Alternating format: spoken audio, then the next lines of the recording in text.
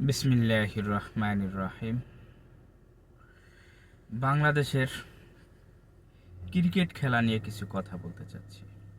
কথাগুলো হলো, যারা খেলা খেলতেছেন নিজেরা নিজেদেরকে হেলামি করতেছেন, এবং ক্রিকেট ক্রিকেট বোর্ডকে এইভাবেই আমি বলতে চাই, আপনারা যাদের পারফরমেন্স ভালো, যারা ভালো খেলে, তাদেরকে একটা গ্রুপিং করুন, তাদেরকে ওইভাবে মাসিক বেতনটা দিয়ে দিন। যেমন এখন সবাই গণহারে কেউ 3 লাখ, 4 লাখ, 5 লাখ বেতন পাচ্ছে। এইভাবে না করে, যেমন 50 রান করছে তাদেরকে 2 লাখ, যারা 100 করছে তাদেরকে 4 লাখ, যারা 6টা উইকেট পাইছে তাদেরকে 3 লাখ, যারা দেখা গেছে কোনো রানই করতে পারে নাই তাদের বেতনই নেই। এইভাবে করা হোক।